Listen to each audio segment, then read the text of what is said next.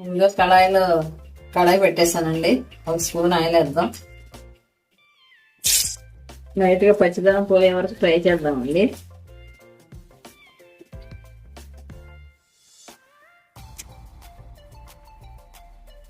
లైట్గా ఫ్రై చేద్దామండి. ఓకే, ఇది తీసేద్దాం. పచ్చి వాసన పోయే వరకే, వాటర్ ఊడిపోతాయి అన్నమాట. ఓకేనా, తీసేసి పక్కన పెట్టండి.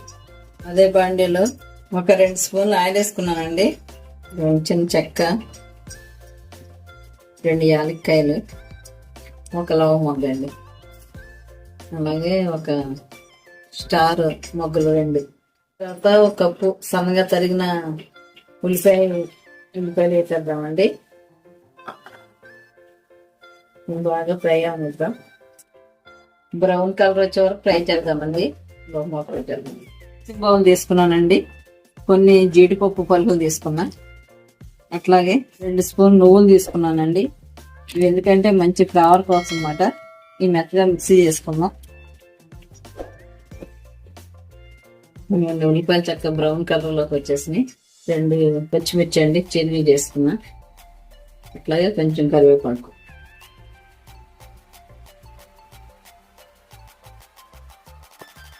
ఫ్రై చేయాలి.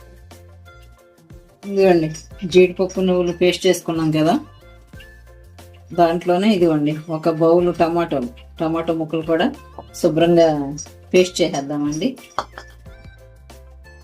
3 టమాటాలు తీసుకున్నాను, మీడియం సైజు. ఇదిగోండి టమాటో పేస్ట్ చేసుకున్నాం కదా, ఇది దీంట్లో వేసేద్దామండి. ఫ్రై అయ్యే ఆనియన్స్ వేసేద్దాం. ఇదిగోండి ఈ టమాటో పేస్ట్ ఉల్లిపాయలు చక్కగా మగ్గుతున్నాయి అన్నమాట. ఇప్పుడు దేంట్లోకి రుచికి సరిపడా ఉప్పు, అట్లాగే 1 స్పూన్ కారం, 1 పావు టీ స్పూన్ పసుపు, 1 పావు టీ స్పూన్ జీలకర్ర పొడి, 1 అర టీ స్పూన్ ధనియాల పొడి, 1 పావు టీ స్పూన్ గరం మసాలా వేసి తిప్పుదామండి బాగా. కొంచెం వాటర్ వేద్దామండి.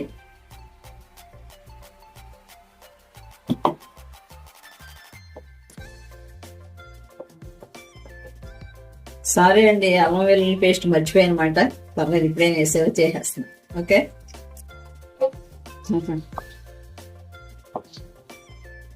శుభ్రం ఉడకనిద్దామండి. ఈ మస్టర్డ్స్ కూడా వేసేద్దామండి. ఇప్పుడు కొంచెం వాటర్ ఇష్గా ఉంటాయి కదా, ఇంకా పొయ్యి మీద పెట్టగానే వాటర్ ఆటోమేటిక్